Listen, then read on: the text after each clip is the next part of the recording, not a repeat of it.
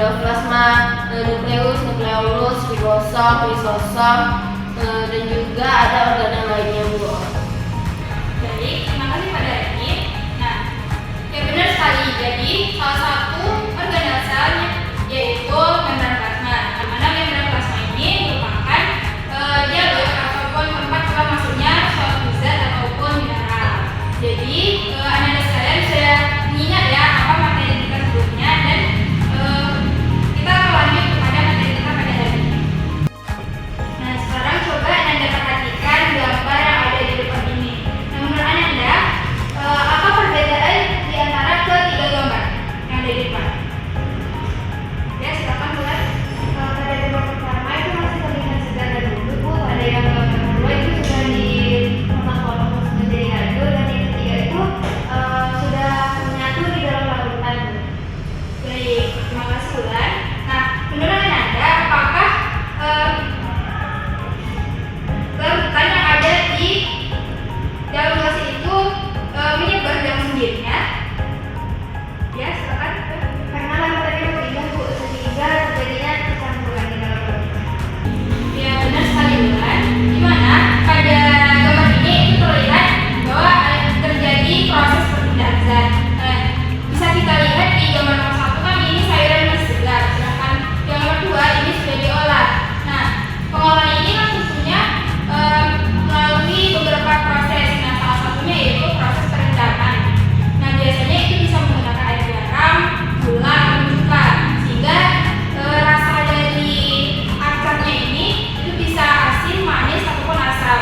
Nah, dalam pengolahan ini itu sebenarnya terjadi suatu proses yang kita sebut dengan proses osmosis.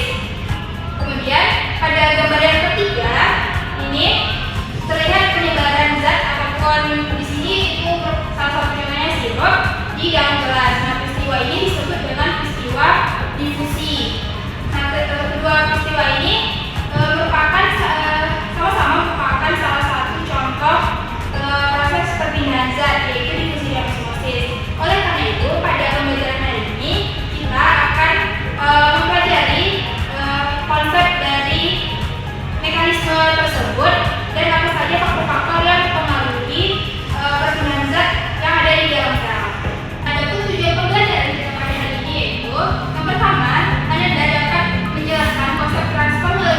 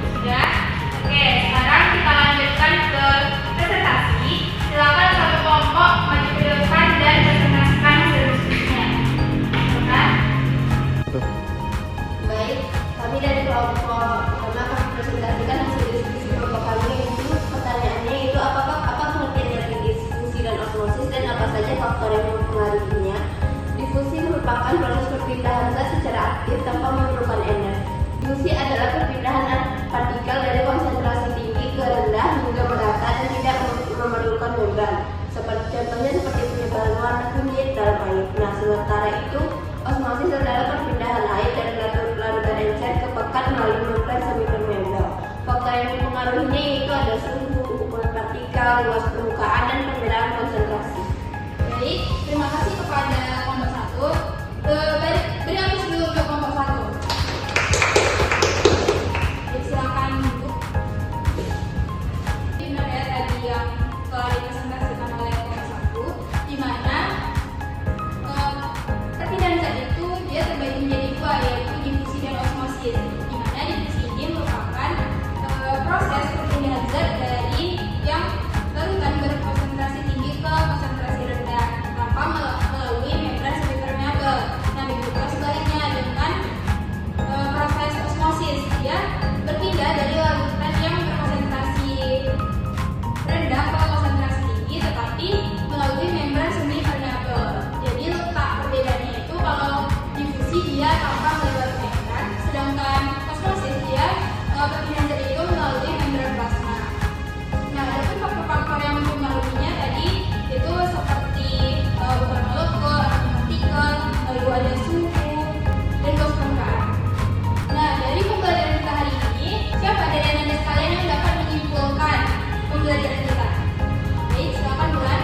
Baik Bu, ada kesimpulan yang dapat kami dapatkan pada pembelajaran hari ini, yaitu difusi dan osmosis merupakan proses reaksi yang terjadi tanpa memerlukan energi karena didorong oleh perbedaan konsentrasi. Nah, difusi ini terjadi pada berbagai zat dan tidak memerlukan membran, sedangkan osmosis hanya terjadi pada air yang tidak melibatkan membran semipermeabel. Nah, kedua proses ini tuh sangat penting dalam kehidupan, misalnya dalam penyerapan nutrisi oleh sel, pertukaran gas, serta menjaga keseimbangan cairan dan tekanan dalam sel makhluk hidup. Baik, terima kasih Bulan. Beri tepuk tangan dulu untuk Bulan. Nah, jadi benar ya yang sudah disampaikan Bulan tadi. Itu tambahkan sedikit. Ada faktor-faktor yang mempengaruhinya, yaitu tadi ada gas permukaan, lalu perbedaan derajat konsentrasi, dan juga suhu. Nah, proses pertukaran zat ini nantinya dia akan terus berlanjut sampai nantinya larutan yang ada di dalam sel itu mencapai keseimbangan ataupun yang kita sebut dengan isotoni. Nah, untuk mengukur pemahaman anda sekalian mengenai materi pada hari ini, ibu telah menyediakan link proses. Nah, silakan anda sekalian scan barcode yang ada di depan dan kerjakan prosesnya selama 2 menit. Silakan di-scan.